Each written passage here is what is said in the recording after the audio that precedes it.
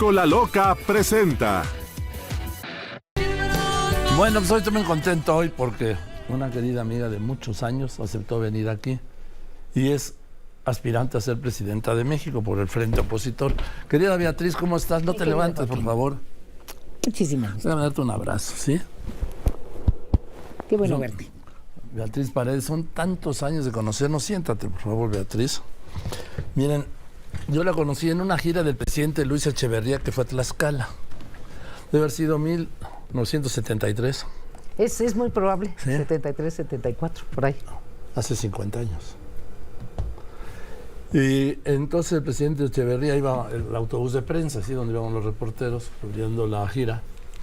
De repente se detiene el convoy y baja el presidente Echeverría de su autobús, el presidencial, y se viene al autobús de los reporteros y se trae una jovencita, pero muy jovencita. Dice, ahí se las encargo. ¿Por qué? Porque va a ser protagonista de México. Y nos dejó una jovencita que se llamaba Beatriz Paredes, era líder campesina en Tlaxcala. Y no sabe qué cuerda traía, ¿eh? Creo que el siguiente estado era Michoacán. Desde ahí, pues se puso de pie al frente del autobús y nos habló 2 horas o 3 horas y 20, algo así. Sí, traía yo buena cuerda. Sí. Y los problemas campesinos en esa época en Tlaxcala eran muy serios. Se unió el movimiento estudiantil, en donde yo participaba con el movimiento campesino. Fue la época más álgida en el caso de la región Puebla-Tlaxcala para lograr que terminaran los latifundios. En esa región, la verdad es que las condiciones de desgracia, de opresión de los jornaleros agrícolas que trabajaban como peones en las haciendas eran muy dramáticas. Entonces, sí fue una lucha importante. Es como si por allí no hubiera pasado la revolución. Eso pasó en algunas regiones. En fin. A ver, Beatriz, después de aquel encuentro en el autobús 1973, ¿qué cargos has tenido? Cuéntame. Pues mira, siempre por la Confederación Nacional Campesina, que es la organización social en la que empecé a participar, tuve oportunidad de coincidir con un gobernador progresista. A otros chavos que empezamos a participar en la misma época, fue la época de la apertura democrática, comillas. Recordarás que después del movimiento de 68 había una gran tensión entre los jóvenes y el Estado mexicano. Y con el presidente Echeverría en particular. Entonces hubo un esfuerzo para vincularse, para abrirse con los liderazgos estudiantiles. En algunas regiones los liderazgos estudiantiles encontraron la cerrazón local y se pusieron muy tensas las cosas. En otras regiones encontramos disposición y apertura. Fue mi caso, porque en Tlaxcala fue candidato a gobernador Emilio Sánchez Piedras, que había sido líder de la Cámara con López Mateos, de ese grupo que se llamaban de la izquierda atinada. Entonces era un hombre progresista de izquierda dentro del PRI. Tuve oportunidad de caerle bien, de entendernos, y fui candidata a diputada local. Fui líder del Congreso local, fui candidata a diputada local a los 21 años, Joaquín.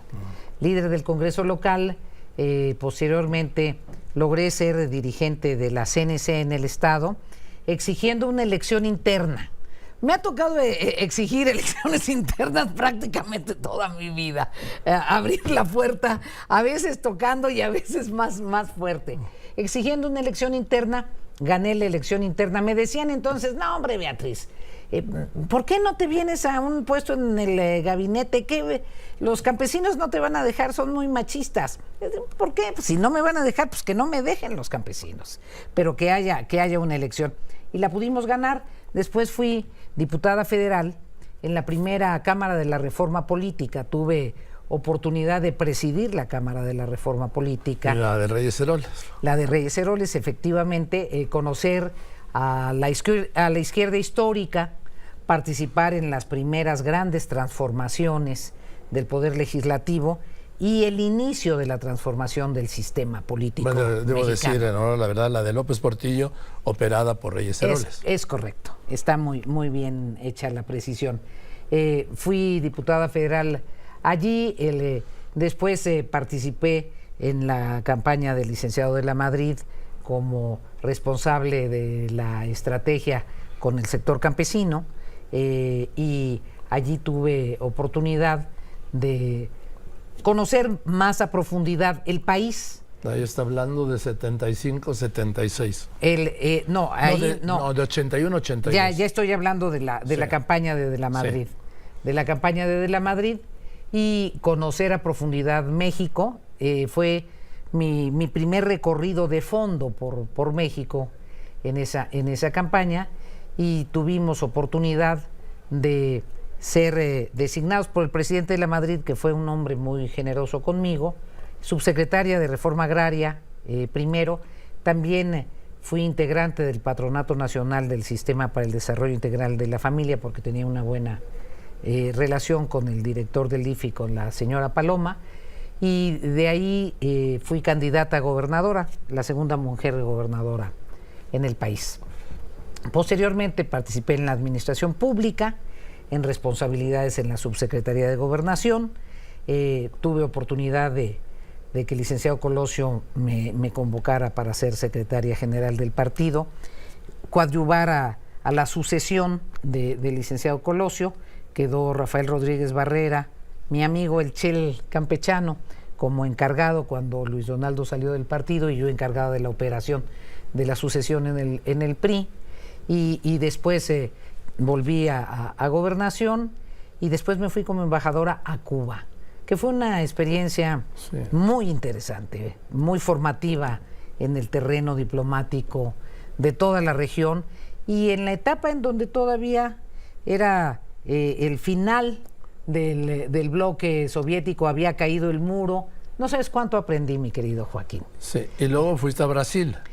Ya en el régimen de Peña Nieto, en el Inter, ¿fuiste senadora? En el ínterin regresé a México, volví a ser subsecretaria de Gobernación, encargada nada más y nada menos que de la relación con el IFE. Cuando transformamos al IFE, se salió Gobernación, y nombramos el primer Consejo Ciudadano.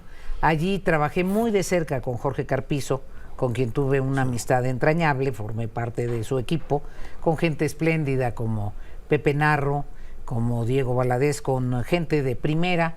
Yo soy egresada de la UNAM, siempre había tenido ligas con Jorge Carpizo, y pudimos pues atemperar la tempestad en ese terrible año de 1994. Sí, el asesinato de Colosio el miércoles 23 de marzo. Que yo te diría que fue un golpazo para nuestra generación, y creo que fue un trastocamiento profundo del sistema político mexicano. Afortunadamente se pudo preservar la gobernabilidad democrática, hubo elecciones, el presidente Zedillo resultó electo, volví a ser subsecretaria de Gobernación, de Gobierno nuevamente. Posteriormente me fui al Senado, fui dirigente nacional de la CNC, y estuve muy cerca de la campaña del licenciado Labastida, tanto de la precampaña interna, exigiendo elecciones, y posteriormente en la derrota. Sí, que hubo una primaria entonces, en noviembre del 99. Recuérdame quiénes eran. Manuel Bartlett. Manuel Bartlett. Sí. Estaba entonces Francisco Labastida, Roberto Madrazo, sí, el Everardo Cruz. Sí, y bueno, acompañamos al licenciado Labastida en todo el trayecto, y no tuvimos la fortuna de salir victoriosos. Fue la primera derrota del PRI. Yo pienso que el licenciado Labastida fue un gran candidato, tuvo una gran propuesta. Sin embargo, nos enfrentamos, a mí me parece que al final de un ciclo histórico, y también a un candidato muy carismático como fue Vicente. Arrollador. Sí, una circunstancia, ¿no? Creo con Ortega y Gasset que el hombre es el hombre y su circunstancia. le tengo un gran respeto, un gran cariño a la Bastida, y yo fui electa diputada y fui coordinadora de la bancada, que a la postre fue la bancada mayoritaria. Fuimos la bancada mayoritaria, teníamos en la bancada del PRI 208 diputados, 211, 208. La bancada que seguía con 6, 7 diputados menos era la bancada de Acción Nacional, que el coordinador era Felipe Calderón. La bancada que seguía era la bancada del PRD, que era el coordinador Martí Batres. Entonces, en esa legislatura del 2000, la primera legislatura que no correspondía al presidente de la República del PRI, pues tuve oportunidad de jugar un papel en la transición democrática de nuestro país, cuidando que la oposición que representaba fuera una oposición enérgica, consistente, pero siempre cuidando la viabilidad del Estado mexicano y la evolución democrática de México. Así transcurrió esa legislatura del 2000-2003 y posteriormente seguimos participando, y en una elección interna gané la presidencia del PRI. Tuve oportunidad, recibí un PRI que estaba en tercer lugar, un PRI que había perdido la presidencia de la República, que tenía un grupo parlamentario muy reducido, pero se acomodaron los dados, hubo un buen equipo, hubo factores que nos favorecieron en la realidad nacional y logramos una recuperación muy importante en la Cámara de Diputados y logramos recuperar varias gobernaturas y encaminamos al partido a una nueva etapa. Cuando nos habían leído el acta de defunción, pues después de 12 años el PRI recuperó la presidencia. Pues sí, pero hoy está muy lejos de eso. Pues por eso estamos construyendo un frente. A mí me parece que el gran paso de este momento, Joaquín, no es el tema de si un partido u otro, un candidato u otro. A mí me parece que el paso trascendente de este momento es la decisión política estratégica de construir un frente amplio en favor de México. Pero mira lo que yo veo. Por favor. Yo veo que es un frente de los dueños de los partidos, porque en México los dirigentes de los partidos son sus dueños, ¿sí? El impresentable de Alejandro Moreno, el limitado de Marco Cortés, el ausente de Jesús Zambrano. Y cuando me hablan, ¿y la sociedad civil? Pues yo ni sé lo que es la sociedad civil, pero sí veo quienes, sin tener la representatividad real, se han autodesignados como representantes de la sociedad civil.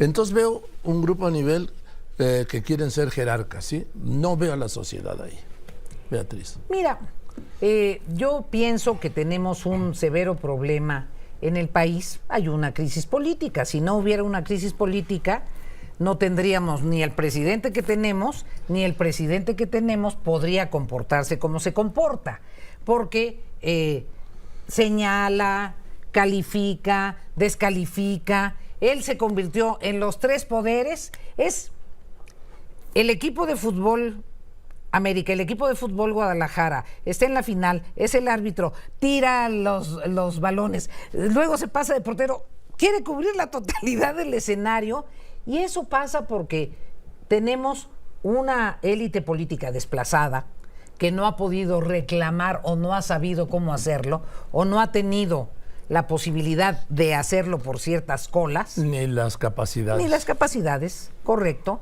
Y se nos mueren los grandes. Yo quiero rendirle homenaje a Porfirio Muñoz Ledo. Sí, sí. No puedo dejar de hacerlo. Entonces tenemos ese vacío, y ante ese vacío lo que tú dices es muy cierto. Se requiere mayor vigor de todos y mayor honradez política de quienes tienen responsabilidades. Ahora, ¿tú por qué quieres ser candidata y presidenta? Porque tú lo que quieres es ser presidenta, ¿no? Naturalmente.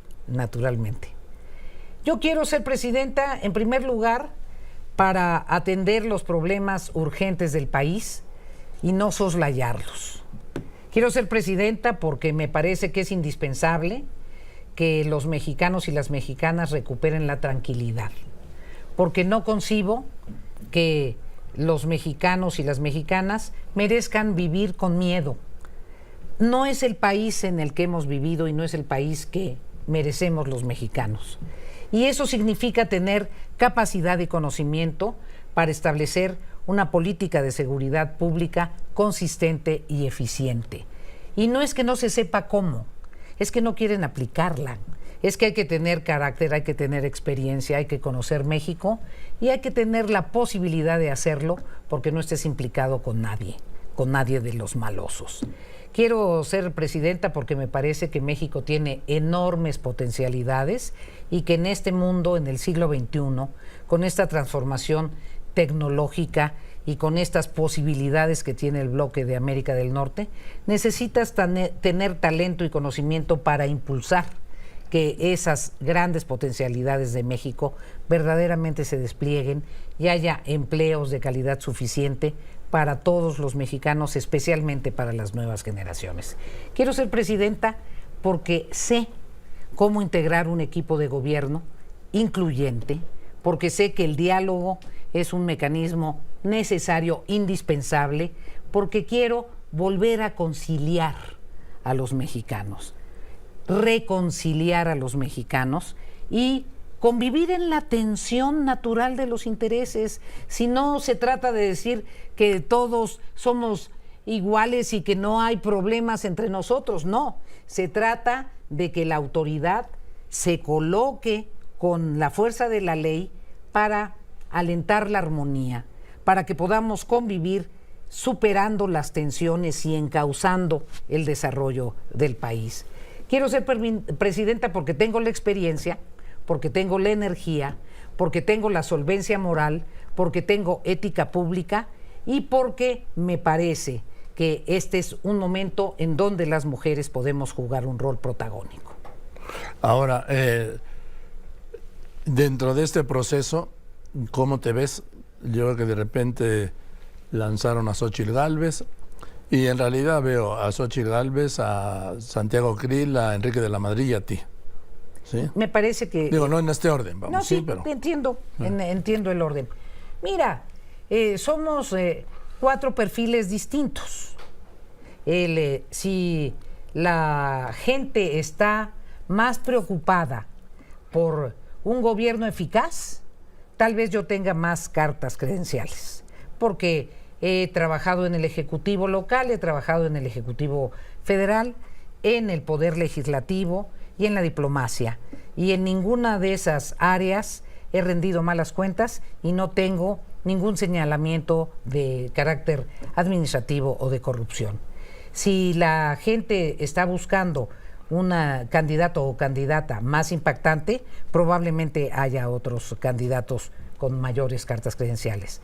Si la gente prefiere un perfil más joven, pues evidentemente hay otros candidatos, otro candidato, y si la gente prefiere una gente que también tiene experiencia, pero no tiene tanta experiencia en los estados, también hay otro candidato. Creo que es una buena baraja, Hay 4 buenas cartas y esos son opciones importantes y sin duda 4 mejores cartas de las que están enfrente. ¿Sí, de plano? Bueno, reconozco que Marcelo tiene una experiencia administrativa importante, pero me parece que la experiencia administrativa de la señora Sheinbaum es una experiencia muy ligada a la capital de la República, básicamente centrada en la Ciudad de México, y creo que el señor secretario Adán Augusto pues viene de una gubernatura de un estado muy importante que estaba empezando a desenvolver a una experiencia federal que también apenas iniciaba. Entonces, aquí ya sé que me vas a decir, no, yo me enfrento al que sea. No, debes tener, primero, ganar esta candidatura. Primero. ¿No? Para esta precandidatura. Para eso le pido a quienes nos están escuchando y viendo que me ayuden. ¿Cómo? Que opten por Beatriz Paredes. ¿Cómo optan por ti? Pues primero que se registren en el proceso interno del Frente Amplio. ¿Cómo se registran? Es que hoy nadie sabe. Nadie sabe. Nadie sabe. Nadie sabe. Por eso yo no he lanzado ningún mensaje ni ninguna plataforma previa, porque no quiero confundir. Hasta el día de hoy en la tarde, el comité organizador va a publicar cuál es la aplicación específica. Oye, fíjate, hasta hoy por la tarde cuando dijeron que hoy por la mañana estaría abierta. Pues ya sabes que por desgracia la impuntualidad es un grave problema. Es una falta de seriedad, es muy mala señal. No es buena señal. Sí. No es buena señal. Bueno, entonces cuando ya se pueda, ¿cómo se va a poder? Las personas van a poder registrarse en esta aplicación. Es una aplicación. Sí. Todo, va a ser un esquema tecnológico. Ahí podrán decir, yo quiero participar, simpatizo con fulano o con perengana, etcétera, o bien yo quiero participar simplemente sin decir por quién simpatizan. Pero no te piden datos ni tu credencial. ¿De elector? Necesariamente. Porque tienen que saber si puedes ser... Y si existes, ¿no? Sí, y comprobar que existes, ¿no? Sí. Porque no es que se da mucho de que se votan los muertos, firman los muertos. Sí. Y que no estaban muertos sino andaban de parranda. Sí. Tú tienes claro que la campaña que tienes que hacer no es contra tus compañeros de frente, ni siquiera contra los precandidatos de Morena, sino el tema es el presidente López Obrador, que es el gran candidato en este proceso. El año que viene el que va a ganar o perder la elección es él, no su candidato o candidata. Si va a ser un plebiscito sobre López Obrador, va a perder. ¿Ah, sí? Sí. ¿Por qué? Porque la inseguridad está en el momento más grave de los últimos años. Porque los mexicanos tenían enormes expectativas en su administración y muchas de esas expectativas han sido defraudadas. Porque hay una crisis como no había existido en muchos años en el sistema de salud y en verdad las clínicas no tienen medicamentos. No es un tema político. Se lo decimos al gobierno, resuelvan, no deroguen normas de salud que son fundamentales para proteger la salud de las mujeres y las derogan simplemente porque hay un médico que le dice cosas al oído y lo convence. Hugo López-Gatell. Dios mío, qué cosa. La verdad es que la Organización Mundial de la Salud debería revisar el comportamiento de ese sujeto que le ha hecho mucho daño al sistema de salud mexicano. Porque en el sector agropecuario desaparecieron los programas más importantes para apoyar a los pequeños y medianos productores y eso ha pegado de frente en la producción alimenticia. Por eso se levantaron los campesinos en Sinaloa y en Sonora y le informan al presidente que no son los campesinos, que son los intermediarios, que le den la información verdadera, por favor.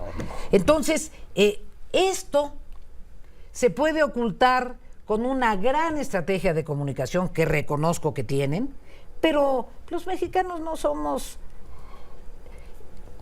inconscientes. Los mexicanos nos vamos dando cuenta de la verdad.